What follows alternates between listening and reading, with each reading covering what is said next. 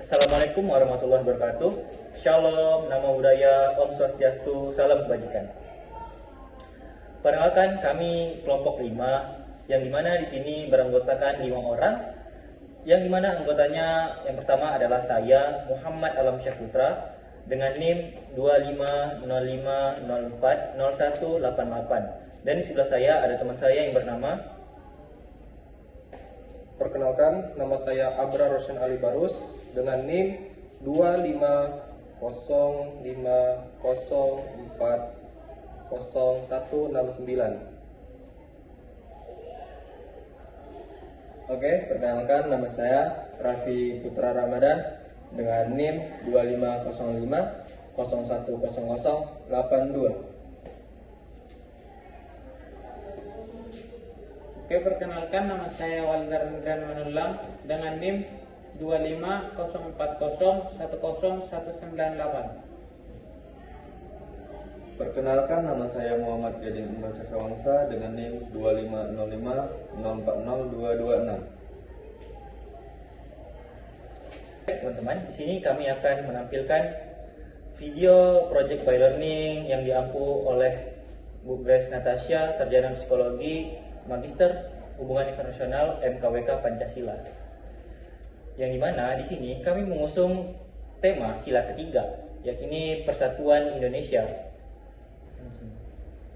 Nah, dengan mengambil tema sila ketiga Persatuan Indonesia ini, kami memilih metode cultural sharing, yang dimana di sini kami akan mengenalkan budaya yang ada di Tanjung Pinang, Kepulauan Riau, Indonesia.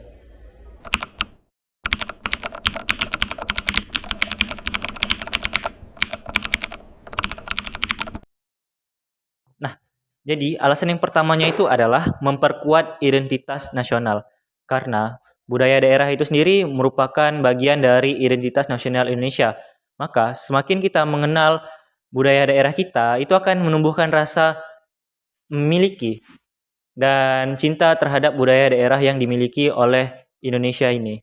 Baik, yang kedua ialah menghargai keberagaman budaya yang ada di Indonesia tanpa memandang tinggi rendahnya keberagaman atau kebudayaan kita. Baik, yang ketiga, memperkenalkan budaya daerah memungkinkan masyarakat untuk bisa mengenal, memahami, menghargai perbedaan, yang pada akhirnya bisa mempererat hubungan antar warga negara.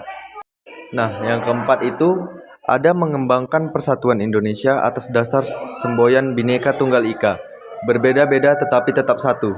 Baik, alasan kelima yaitu saling menghormati adat istiadat dan tradisi yang ada untuk menumbuhkan rasa keberagaman yang ada di Indonesia. Halo guys, kali ini saya berada di Cagar Budaya dan Pariwisata Kompleks Makam yang di Pertuan Muda Riau Daeng Celak yang berada di Jalan Daeng Celak, Kelurahan Kampung Bugis, Kecamatan Tanjung Pinang Kota, Kepulauan Riau, yang tepatnya berada di samping jembatan Sungai Cara.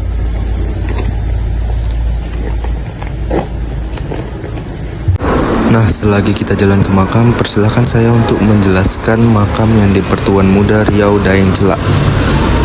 Guys, makam yang di Pertuan Muda Riau Daeng Celak merupakan salah satu situs sejarah penting di Kepulauan Riau yang mencerminkan dinamika politik dan sosial Kesultanan Johor, Riau, dan Lingga. Pada abad ke-18, keberadaan makam ini tidak hanya menunjukkan jejak seorang tokoh besar, tetapi juga menggambarkan sistem pemerintahan dan nilai persatuan yang berkembang pada masa itu. Daeng Celak dikenal sebagai yang di Pertuan Muda Riau kedua dari keturunan Bugis. Dalam sejarah Kesultanan Riau, jabatan yang di Pertuan Muda memiliki peran yang sangat strategis. Berbeda dengan sultan yang berfungsi dengan simbol kedaulatan, yang di Pertuan Muda bertindak sebagai pelaksana utama pemerintahan, terutama dalam bidang politik dan keamanan. Nah, guys, inilah tampak belakang dari makam Daeng Celak. Di sini ada beberapa makam yang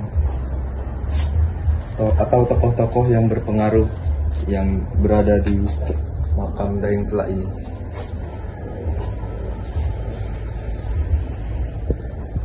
Masa pemerintahan Daeng Celak, Kesultanan Riau dihadapkan pada berbagai tantangan, seperti konflik internal, persaingan kekuasaan, dan tekanan dari pihak luar. Dalam situasi tersebut, Daeng Celak berperan penting dalam menjaga stabilitas pemerintahan melalui kerjasama politik antara bangsawan Bugis dan Melayu. Kerjasama ini menjadi fondasi utama terbentuknya sistem kekuasaan yang relatif stabil di wilayah Riau. Keberadaan makam yang di Pertuan Muda Riau, Daeng Celak, memiliki makna simbolik yang kuat. Makam ini menjadi bukti sejarah bahwa kekuasaan pada masa itu tidak dibangun melalui dominasi satu kelompok, melainkan melalui kompromi dan persatuan. Hubungan antara Bugis dan Melayu yang tercermin dalam struktur pemerintahan menunjukkan bahwa keberagaman dapat menjadi kekuatan jika dikelola dengan baik. Selain nilai historis dan politik, makam ini juga memiliki nilai kultural dan edukatif bagi masyarakat dan mahasiswa. Situs makam Daeng Celak menjadi sumber pembelajaran untuk memahami sejarah lokal, peran tokoh Bugis dalam Kesultanan Riau, serta dinamika kekuasaan di kawasan Melayu. Makam ini juga mengingatkan pentingnya kepemimpinan yang mampu menyatukan perbedaan demi kepentingan bersama. Dengan demikian, makam yang di Pertuan Muda Riau Daeng Celak bukan hanya tempat beristirahat terakhir seorang tokoh bersejarah, tetapi juga simbol persatuan, kepemimpinan, dan kerjasama politik dalam menjaga keutuhan Kesultanan Riau. Nilai-nilai tersebut tetap relevan untuk dipahami hingga saat ini, terutama dalam konteks kehidupan berbangsa dan bernegara. Selain perannya sebagai pemimpin, Daeng Celak juga dikenal sebagai tokoh yang memperkuat posisi orang Bugis dalam struktur pemerintahan Kesultanan Riau tanpa menghilangkan peran bangsawan Melayu. Hal ini menunjukkan bahwa sistem pemerintahan saat itu dibangun atas dasar saling membutuhkan, bukan saling menyingkirkan. Kondisi ini penting karena wilayah Riau merupakan daerah strategis yang rawan konflik dan pengaruh kekuatan luar. Keberadaan makam yang di Pertuan Muda Riau Daeng Celak juga memperlihatkan bagaimana tokoh sejarah dihormati bukan hanya karena kekuasaannya, tetapi juga karena perannya dalam menjaga keseimbangan politik. Makam ini menjadi bukti fisik bahwa Daeng Celak memiliki pengaruh besar dalam perjalanan sejarah Riau, sehingga dikenang dan dihormati hingga sekarang. Nah guys, sepertinya segitu saja penjelasan dari saya. Selanjutnya mungkin kita akan lanjut ke lokasi selanjutnya yang akan dijelaskan oleh teman-teman saya. Terima kasih.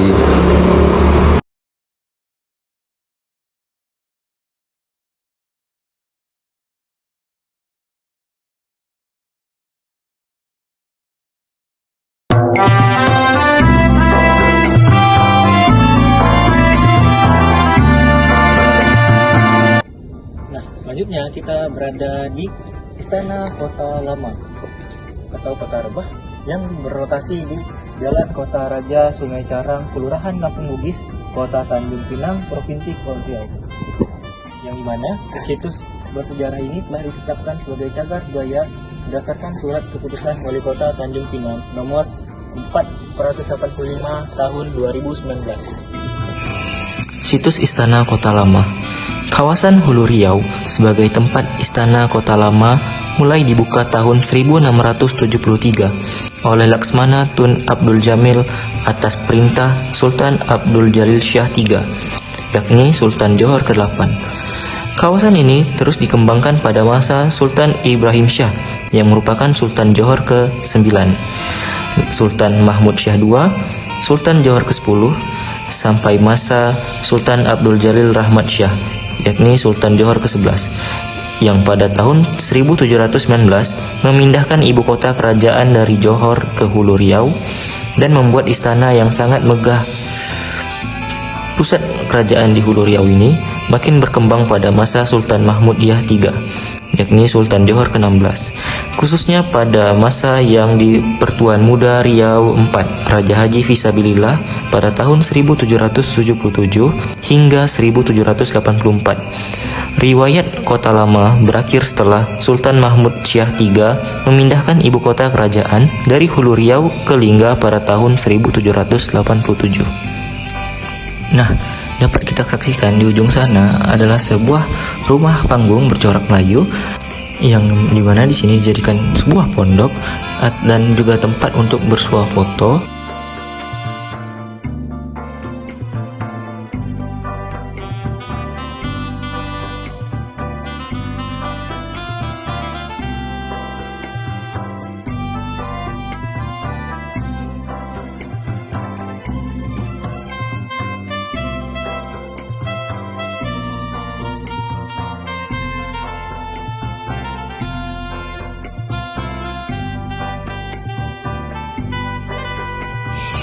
Nah, di sini juga terdapat sebuah dermaga yang langsung menghadap jembatan Sungai Carang.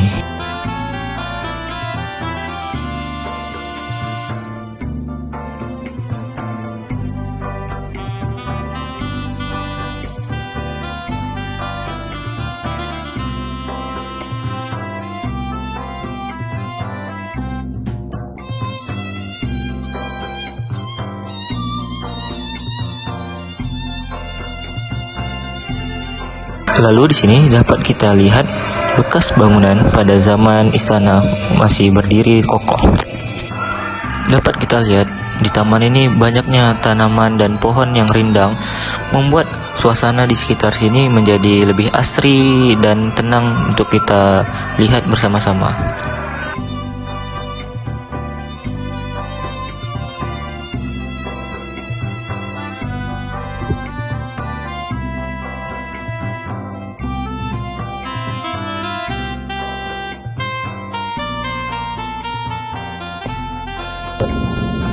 Nah, selain itu, di Istana Kota Lama ini terdapat situs pemakaman anggota keluarga kerajaan dan kerabatnya. Nah, bisa teman-teman saksikan di sini.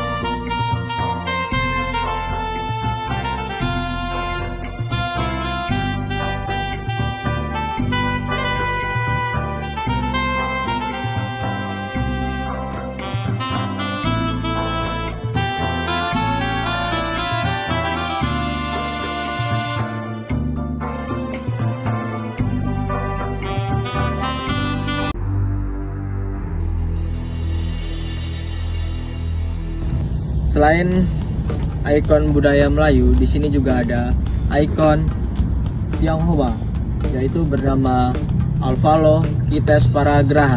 Nah, vihara ini terbesar di Asia Tenggara. Oke, mari kita simak lebih lanjut.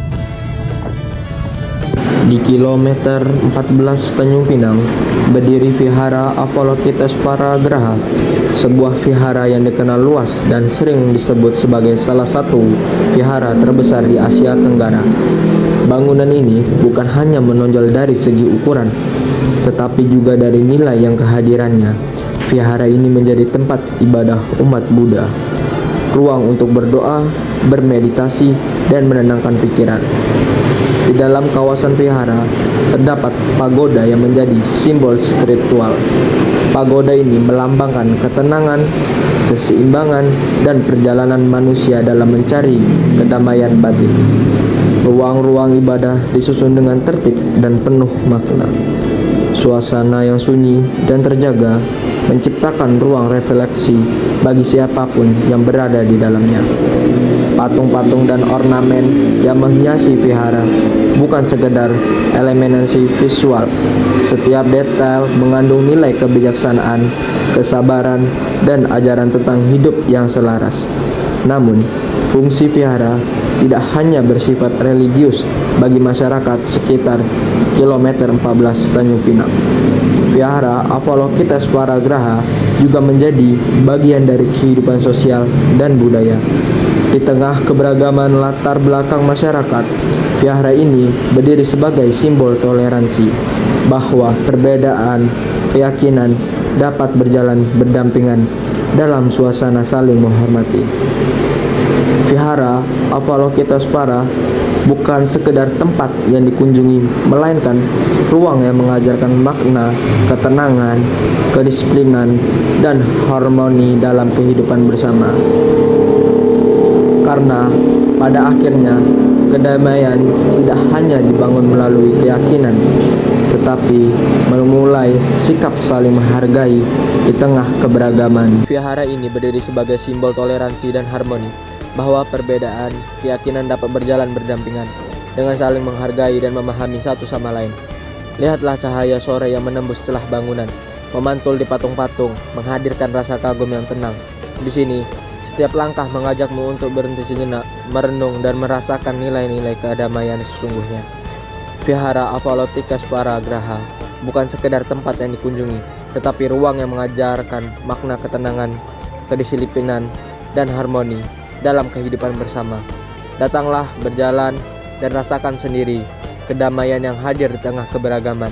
Karena pada akhirnya, kedamaian tidak hanya dibangun melalui keyakinan, tetapi melalui sikap saling menghargai, saling mendukung, dan hidup berdampingan dalam harmoni.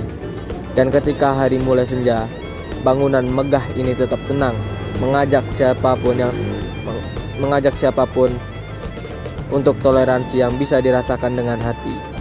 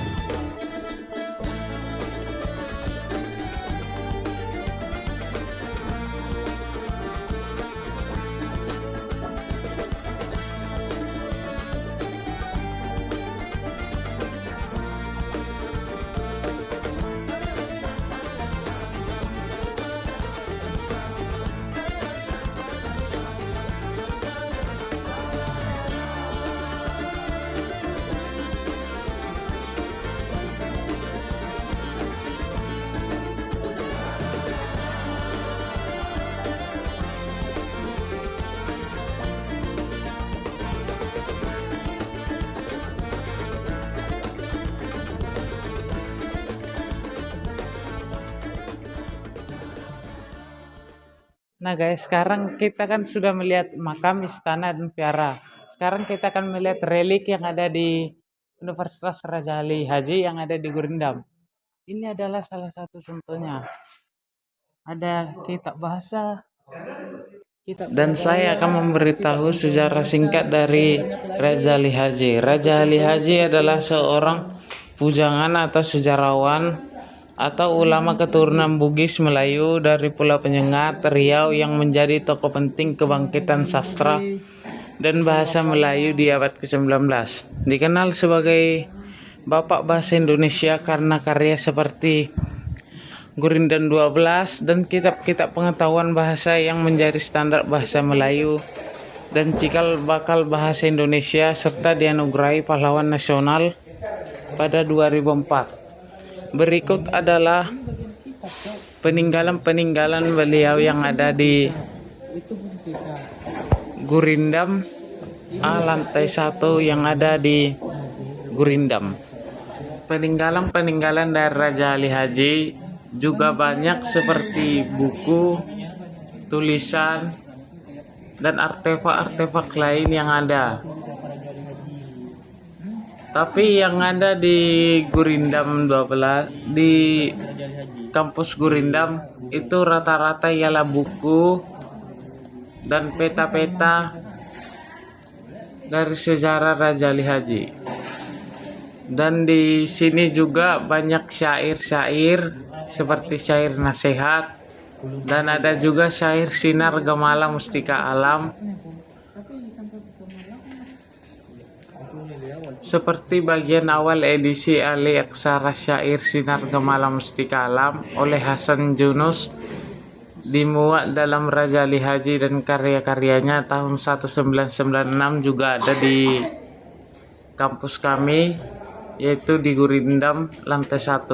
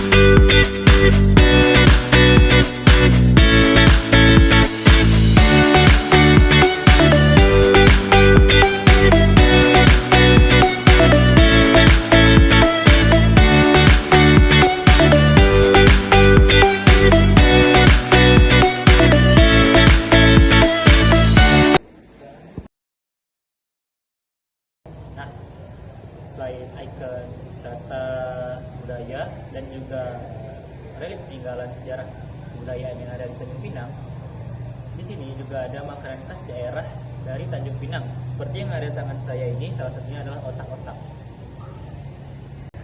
Otak-otak Tanjung Pinang adalah makanan khas dari Tanjung Pinang, Kepulauan Riau, yang terbuat dari ikan segar yang dihaluskan dan dicampur dengan bumbu rempah-rempah. Kemudian dibungkus dengan daun kelapa dan dipanggang di atas bara api. Otak-otak ini memiliki rasa yang gurih dan tekstur yang lembut, serta aroma rempah yang kuat. Bahan utama otak-otak Tanjung Pinang adalah ikan tenggiri atau ikan lainnya yang dihaluskan dan dicampur dengan santan, bawang merah, bawang putih, daun serai, dan rempah-rempah lainnya. Otak-otak ini kemudian dibungkus dengan daun kelapa dan dipanggang hingga matang. Oke teman-teman, sekarang kita bergeser ke salah satu ikon budaya Melayu yang ada di Tanjung Pinang, yaitu Gedung Lembaga Adat Melayu atau yang biasa disebut di sini yaitu Gedung Lam. Gedung Lam ini berlokasi di Taman Gurindam 12, tepi laut Tanjung Pinang. Nah, teman-teman, untuk lebih lanjut, mari ikuti saya untuk menelusuri seluruh tempat di Gedung Lam ini.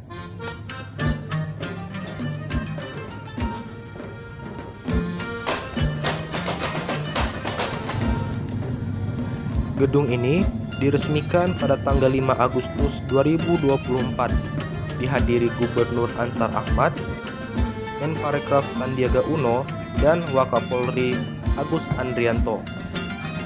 Fungsi utama pada gedung ini sebagai pusat kegiatan adat, pelestarian, dan pengembangan adat istiadat Melayu Kepri, serta simbol identitas dan kebanggaan masyarakat Melayu Kepulauan Riau. Secara signifikan, gedung ini dapat memperkuat pariwisata budaya Kepri dan ekosistem ekonomi kreatif, menjadi tempat pertemuan seluruh elemen bangsa.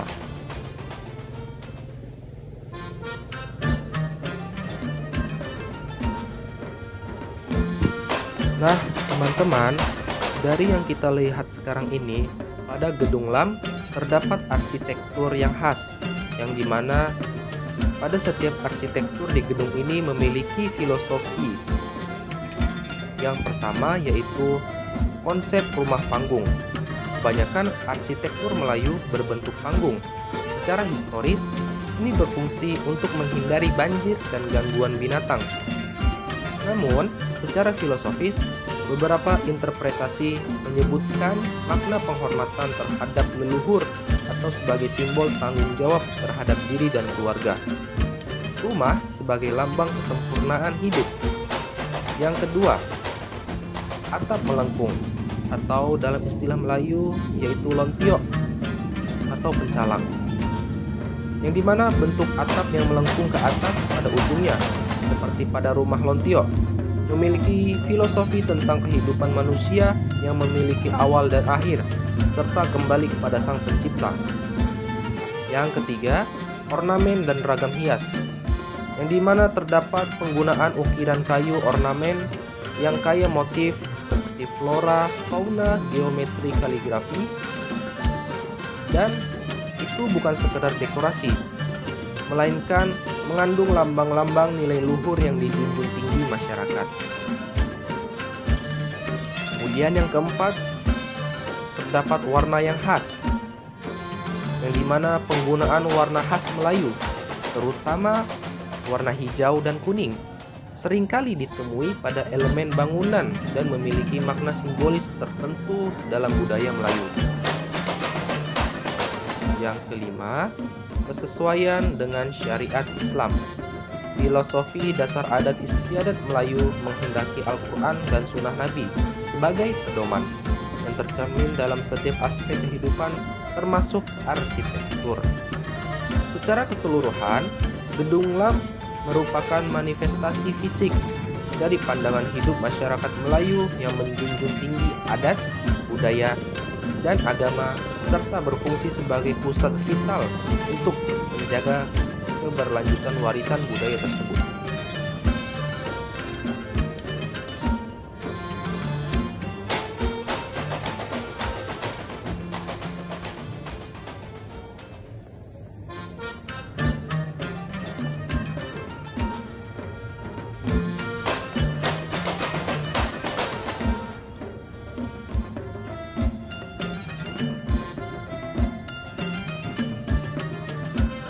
Gedung ini juga diharapkan menjadi ikon penting di Tanjung Pinang, menjadi tempat bagi masyarakat Melayu dari berbagai wilayah, termasuk Singapura dan Malaysia.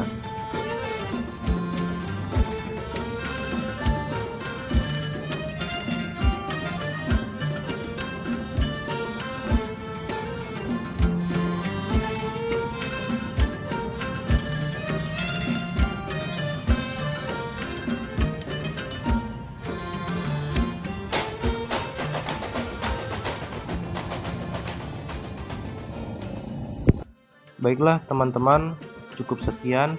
Semoga melalui pengenalan ini kita semakin menghargai, melestarikan, dan bangga terhadap warisan budaya yang menjadi pemersatu dalam keberagaman. Terima kasih telah menyaksikan.